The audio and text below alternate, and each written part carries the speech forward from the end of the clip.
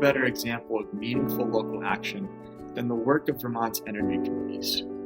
The work that you all do is so important. Over the years, VCAN and VNRC have provided us with hope and inspiration. We have an opportunity to create a model for and be an inspiration to other states and countries. For a long time when I thought about climate change, I thought that any real change, any meaningful action had to come from the federal level. What I've come to realize is that it's at the local level where things really get done. I actually started out my journey to the State House as a select woman after I won my election when I was 20 years old. Quickly raised my hand as a select person to serve as the liaison to the Energy Committee in Hartford. The Richmond Climate Action Committee has done a number of different projects. We do public education through things like tabling a town meeting. We sponsor a number of workshops on everything from advanced wood heat to nuclear energy. We've written a number of grants for our town. Thank you to VCAN for inviting the Berry City Energy Committee to share our 2020. Our focus was community engagement to help the Energy Committee and the city prioritize future initiatives. I'm here to tell you about a program that a lot of us are really enthusiastic about.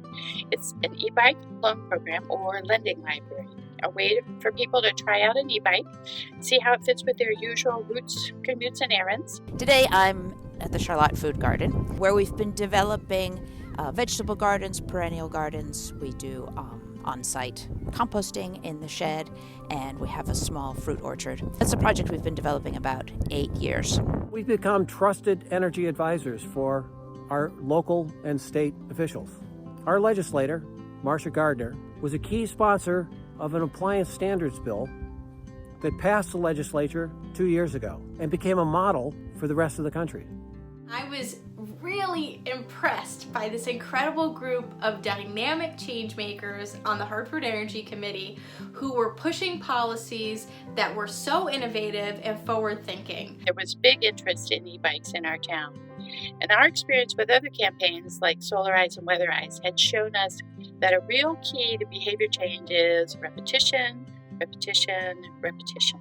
Our Energy Committee got its first taste of this program in August 2019 through a statewide lending program run by Local Motion, the bike advocacy group that's based in Burlington.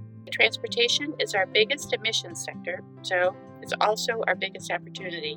This was clearly the summer that people were home and eager to be more involved in their community. Plus, gardening had become the thing to do. So with just one post, was able to secure 10 weeks of volunteer gardening assistance. We've been able to make donations to the food shelf and to the school meals program just about every single week. Post-pandemic, we went virtual. Activities included fun and timely energy efficiency tips on social media, on Front Porch Forum and Facebook, which we did twice a week as Energy Tip Tuesdays and Transportation Tip Thursdays. The content was recycled from Efficiency Vermont and Go Vermont, with fun takes like spring cleaning, a real pain in the glass, and a really great idea. Being able to be a part of the Energy Committee, communicating those ideas, that helped me get a skill set that I use today as a member of the Transportation Committee in the House. We ultimately evolved into a group of energy committees from 7 towns in the Upper Valley. We became a program of Local Motion, the Upper Valley Lending Library. The majority said they want to make an e-bike a permanent part of how they get around. So this has really been a very inspiring experience, confirming just how quickly and gracefully things can come together and how eager people are to work together in their community. I'm excited because we're now beginning to coordinate more closely throughout the state with town energy committees to advance climate change legislation. So being able to serve on your energy committee or being on a local government board and being a part of your energy committee, that will actually help you build a skill set to take that next step if you're interested towards getting a leadership role in your community. I'm incredibly grateful to get to work with energy committees who volunteer hours of their time to serve their communities, to put on demonstrations, campaigns, help their towns with planning for the energy future, and continuously press for the action that we need from our local government. You see, I believe those 120 town energy committees can really make a difference if we work together.